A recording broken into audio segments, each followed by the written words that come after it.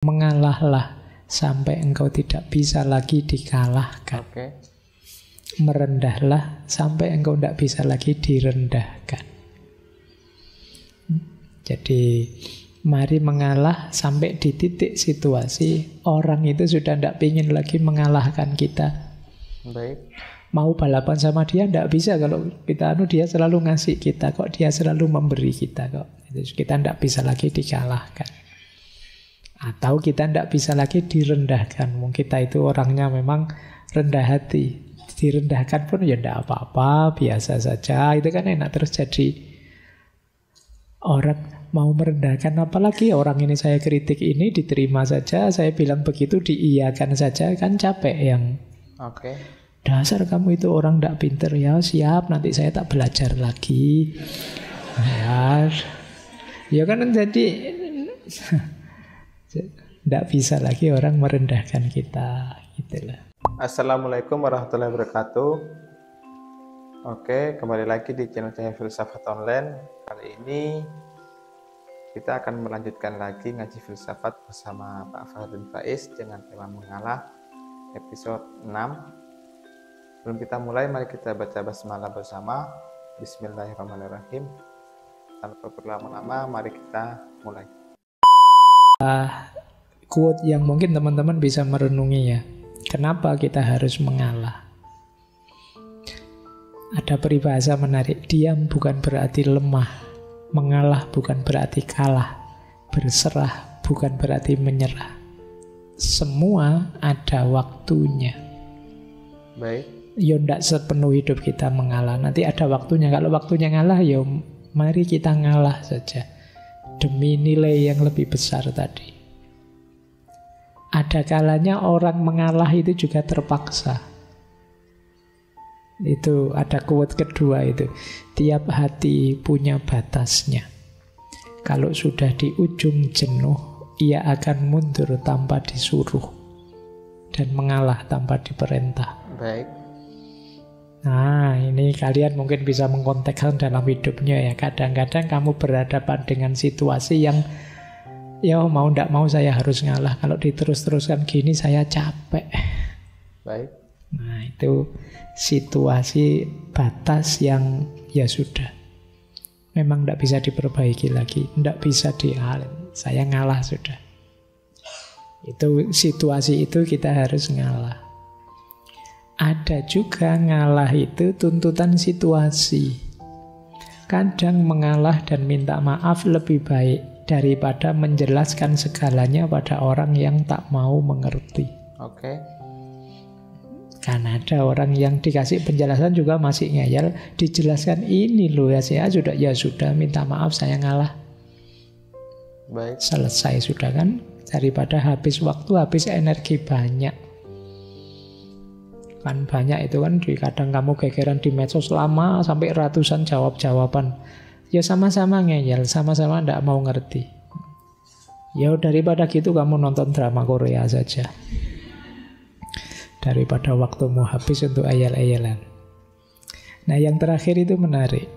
Kalau ini agak ideal ya, kamu silahkan kontekkan dengan hidupmu. Mengalahlah sampai engkau tidak bisa lagi dikalahkan. Merendahlah sampai engkau tidak bisa lagi direndahkan. Jadi mari mengalah sampai di titik situasi orang itu sudah tidak ingin lagi mengalahkan kita. Baik. Mau balapan sama dia tidak bisa kalau kita dia selalu ngasih kita kok, dia selalu memberi kita kok. Kita tidak bisa lagi dikalahkan. Atau kita tidak bisa lagi direndahkan. Mungkin kita itu orangnya memang rendah hati. Direndahkan pun ya tidak apa-apa, biasa saja. Itu kan enak terus jadi orang mau merendahkan. Apalagi orang ini saya kritik ini diterima saja, saya bilang begitu diiyakan saja, kan capek yang dasar kamu itu orang tidak pinter. Ya siap, nanti saya tak belajar lagi. Ya kan jadi tidak bisa lagi orang merendahkan kita, gitulah. Baik, ini situasi-situasi yang penting untuk kita sadari kapan dan bagaimana kita mengalah. Baik. Baik, ada beberapa quote. Ada beberapa quotes ya untuk saat-saat kita mengalah. Dia bukan berarti lemah, mengalah bukan berarti kalah, berserah bukan berarti menyerah, semua ada waktunya. Jadi orang diam itu bukan berarti dia lemah. Bisa saja diamnya seseorang itu yang engkau anggap lemah, itu bisa jadi dia adalah orang yang diam-diam menyembunyikan kekuatannya, kelebihannya. Dan mengalah bukan berarti kalah. Ada juga orang yang ditantang, tetapi dia mengalah karena tahu dia juga pada akhirnya ketika diladeni juga akan menang. Dan berserah bukan berarti menyerah. Nah, ini berserah ketika kita melakukan usaha apapun itu bukan berarti kita menyerah, karena semua akan ada waktunya masing-masing. Tiap hati punya batasnya. Kalau sudah di ujung jenuh, ia akan mundur tanpa disuruh dan mengalah tanpa diperintah. Ini juga tiap kesabaran juga ada batasnya juga ya. Ketika kita sama pasangan kita ya, setiap hari cekcok, setiap hari dia menyalahkan, tidak mau mengalah, merasa benar sendiri. Karena kita merasa jenuh dengan hal itu, dia akan mundur tanpa disuruh pada nantinya seperti itu. Dan dia akan mengalah tanpa diperintah. Jadi ada waktu kita jenuh dan memilih untuk mundur aja deh, daripada kita cekcok-cekcokan terus, tidak ada yang mau mengalah. Lebih baik kan kita mengalah dari salah satu itu. Dan juga ada kadang mengalah dan meminta maaf itu lebih baik daripada menjelaskan segalanya kepada orang yang tak mau mengerti. Karena mungkin pasangan kita itu adalah orang yang kurang bisa mengerti. Meskipun dijelaskan panjang kali lebar, dia tidak mau tahu. Ya udah, lebih baik minta maaf, aku yang salah, gitu aja, udah selesai. Dan mengalahlah sampai engkau tidak bisa lagi dikalahkan, dan merendahlah sampai engkau tidak bisa lagi direndahkan. Nah, ini ya, jika ada orang yang selalu rendah hati, dia akan sulit untuk direndahkan, karena pada hakikatnya dia selalu merendahkan hatinya kepada orang lain. Oke, kita lanjut. Penting untuk kita sadari kapan dan bagaimana kita mengalah. Baik, ada beberapa quotes yang sering kita dengar. Ya, ini sering sekali kita dengar. Sing waras ngalah. Oke.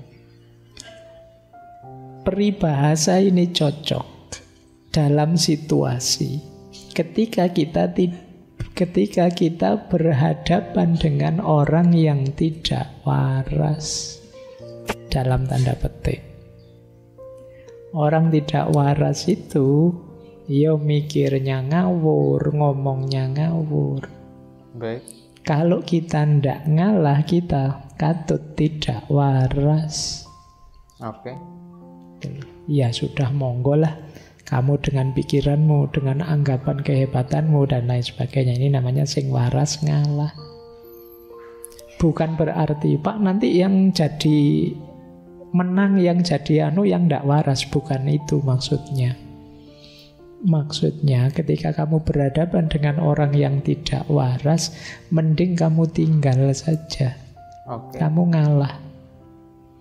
Kenapa? Orang ini tidak bisa diluruskan. Orang ini tidak bisa diberi petunjuk. Orang ini tidak bisa dituntun lagi. Dia sudah tidak waras. Dalam tanda petik. Makanya ngapain kamu capek-capek meladeni dia? Itu loh. Wong sudah jelas itu salah. Kita tunjukkan ini loh sampean salahnya di sini. Kok ngeyel terus? Sampai bilang suka-suka saya dong. Kalau saya anggap yang ini benar mau apa? Ya wes kalau gitu sing waras ngalah. Oke. Jadi ini peribahasa ini untuk situasi ketika kita berhadapan dengan orang yang tidak waras. Orang yang berpikirnya gelap, orang yang ngajak debat tidak jelas jeluntrungannya, itu sing waras ngalah. Oke. Tentu saja sing waras punya kewajiban menyembuhkan yang tidak waras. Yo ngalah itu kan dalam rangka yo wis kamu bener baik, ayo kita perbaiki pelan-pelan. Itu persis kayak kalian waktu bicara dengan anak kecil itu. Anak kecil itu kan pikirannya belum lengkap. Kadang ngeyelnya luar biasa. Itu kalau kamu ndak ngalah masuk mau tawuran sama anak kecil. Kan ndak pantas. Ya sudah, kan kita iyain saja. Meskipun sebenarnya kita ndak setuju. Ya sudah, nanti pelan-pelan ya, kita tuntun, kita tunjukkan yang benar mana. Itulah yang dimaksud sing waras ngalah. Baik. Kuatirnya kalau kita ndak ngalah, kita ketularan ndak waras. Karena ngeladeni yang tidak waras terus-terusan. Baik. Oke, ini konteksnya peribahasa ini. Ada beberapa lagi peribahasa. Kalau ini positif ya, ada peribahasa wong sabar rezekine jembar. Wong ngalah umure berkah. Oke. Ini optimisme terhadap perilaku mengalah. Kalau ini tidak perlu saya jelaskan. Ada lagi dhuwur wekasane endek wiwitane. Baik. Tidak apa-apa kita diawali dengan merendah, mengalah. Justru disitulah kita jadi tinggi. Rasulullah itu mengalami banyak cobaan seperti saya ceritakan tadi. Beliau direndahkan. Beliau tidak dipercaya. Beliau dan sahabat-sahabatnya disiksa. Itu endek wiwitane. Tapi dengan kesabaran, dengan sikap termasuk keluhuran budi dan sikap mengalah tadi, pada akhirnya tinggi. Baik. Endek wiwitane dhuwur wekasane. Dan ini kan mode ini kan dipakai di film-film drama-drama. Itu kan lakone itu kan mesti susah dulu. Baik. Terus pada akhirnya dia unggul dan menang. Jadi orang baik itu dhuwur wekasane. Akhirnya dia tinggi, akhirnya dia menang. Meskipun endek wiwitane. Tidak apa-apa kalian mengawali dari rendah. Mungkin direndahkan, mungkin disusahkan. Baik. Tapi pada akhirnya kalian bisa tinggi. Termasuk tadi harus dengan mengalah dan lain sebagainya. Nah, ini juga mindset orang Jawa. Oke. Punya kepercayaan yang sangat kuat terhadap Tuhan. Kita kan selalu perhitungan, Pak, nanti kalau saya ngalah jangan-jangan ini, jangan-jangan itu. Jangan-jangan nanti saya malah ditindas. Kita bikin kalkulasi-kalkulasi bayangan kita sendiri. Tapi kalau orang Jawa ndak apa-apa, ndak usah khawatir. Gusti Allah mboten sare. Allah tidak tidur. Dia tahu kok kalau kita itu orang baik. Dia tahu apa yang ada di hati kita. Kita yang terlalu perhitungan seperti tadi jadinya ragu-ragu. Pada akhirnya ndak mantep. Mau ngalah malah ndak mantep. Mau ini mau itu ndak. Ya sudah, kita serba ragu-ragu, ndak jadi melakukan kebaikan. Mari kita mantepkan saja di sini. Gusti Allah mboten sare. Pak, saya dicurangi terus loh Pak. Ndak apa-apa. Gusti Allah mboten sare. Saya Pak dimaki-maki terus Pak, dikritiki terus Pak, ndak apa-apa Gusti Allah mboten sare. Itu kalau kalian bisa ini hebat. Tapi hanya orang tertentu yang bisa pakai filosofi ini. Karena kita kan cenderung fight back. Kalau dikritik dianu ya pengen bales. Oke. Baik, ya ini latihan. Siapa tahu bisa nyampe sini kalian. Gusti Allah mboten sare. Kuatirnya apa sih? Kenapa sih kok sing waras ngalah? Kuatirnya kita itu rebut balung tanpa isi. Memperebutkan sesuatu yang tidak ada gunanya. Memperebutkan tulang yang tidak ada isinya. Wong cuma balung saja ngapain sih? Alah wong tema tidak jelas gitu aja. Mbok wis terserah dia mau apa, ngapain kamu berpanjang-panjang debat. Baik. Hanya rebut balung tanpa isi. Terus kalau perdebatanmu menang kenapa? Kalau kalah kenapa? Nah ini yang dimaksud rebut balung tanpa isi. Ya menang saja Pak, dapat lega, puas saya. Nah cuma itu saja. Oh itu berarti itu namanya rebut balung tanpa isi. Bahkan kadang-kadang rugi, kehilangan persahabatan. Jangan sampai kita habis energi banyak, habis biaya banyak, habis tenaga banyak, ternyata hanya rebut balung tanpa isi. Baik. Memperebutkan sesuatu yang tidak ada gunanya, tidak ada maknanya. Setelah debat, terus kamu pulang, mikir masalah konkretmu lagi, mikir tidak punya duit lagi, mikir utang lagi, mikir itu. Yang tadi debat panjang-panjang buat apa terusan? Itu yang disebut rebut balung tanpa isi. Oke.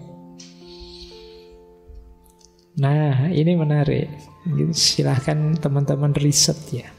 Orang Jawa punya prinsip ngalah, ngalih. Nah, yang ketiga ngeri, ngamuk. Oke. Jadi ngalah iya, mengedepankan perilaku mengalah. Yes, monggolah kamu dengan keinginanmu, kesenanganmu menyulitkanku, ndak apa-apa. Saya ngalah saja, monggo. Sesuai yang kamu inginkan, yang membuatmu bahagia, senang. Kok masih ganggu aku terus? Wong tadi sudah saya biarkan saya ngalah, kamu masih ganggu saja. Ya sudah saya pergi, saya ngalih. Oke. Saya sudah ngalih ini, saya sudah pindah, pergi menjauh darimu. Kamu kok masih ngejar-ngejar aku, ganggu aku terus. Berarti memang niatnya nantang. Loh ya sudah, kalau memang nantang, ayo. Nah, maka ada ngalah, ada ngalih, ada ngamuk. Ini boleh kamu pakai menganalisis, misalnya lo orang Jawa katanya ngalah, katanya tapi kok banyak kasus-kasus keras, banyak peristiwa-peristiwa perang dan lain sebagainya. Ya karena ini. Kok kita dicurangi terus, kok kita diusili terus, dianggapnya kita bisa sabar, bisa tabah. 350 tahun dijajah kok terus. Ya sudah, ngamuk sudah. Kalau sudah ngamuk hati-hati. Baik. Perang Jawa berapa tahun dan berapa biayanya, berapa korbannya. Dulu Pangeran Diponegoro diusili terus. Sudah ngalah, diusili lagi, sudah ngalih, diusili lagi, ya sudah. Kalau sudah melawan, sulit sudah. Ngalah, ngalih, ngamuk. Ini filosofi ya. Boleh setuju, boleh tidak. Tapi ini Pak terlalu panjang. Pak, mbok sudah ngalah terus ngamuk, itu aja loh Pak. Ya kalau kamu jangan kan ngalah ngamuk, kadang-kadang ngalahnya juga tidak ada. Pokoknya diusili ya bales. Oke, ya paling tidak ada prosesnya. Ya ada ngalah, ngalih, ngamuk. Seperti bumi tadi. Pada saatnya kalau dia sudah murka, ya jangan kaget. Dia bisa gempa, dia bisa mengeluarkan lahar, dia bisa dan sebagainya. Tapi prinsipnya dia sabar dan tangguh. Oke. Baik. Ada kotes-kotes tadi yang sudah dijelaskan oleh Pak Farbin Faiz. Pada intinya yang waras ngalah. Karena ketika kita meladeni orang yang tidak waras, kita sama saja seperti dia. Seperti halnya kita menjelaskan warna hitam kepada orang buta. Meskipun dijelaskan panjang kali lebar, dia juga tetap tidak paham. Dan misalnya menjelaskan pelangi pada orang yang buta warna, juga sama saja. Menjelaskan hujan kepada orang yang tidak suka hujan, juga sama saja. Lebih baik daripada cekcok-cekcok, mending kita ngalah saja. Ya kayak tadi, ketika kita berbicara pada anak kecil, akhirnya kita kan ngalah, diiyain. Nah, itu yang waras ngalah. Dan yang terakhir ini ada ngalah, ngalih, ngamuk. Nah, ketika ada orang yang mengganggu kita, ya kita ngalah. Tetap mengganggu, ngalih. Tetap diganggu, ya udah, ngamuk. Berarti dia nantang, kan seperti itu. Mungkin itu, thank you yang nonton sampai selesai. Lebihnya mohon maaf. Wassalamualaikum warahmatullahi wabarakatuh.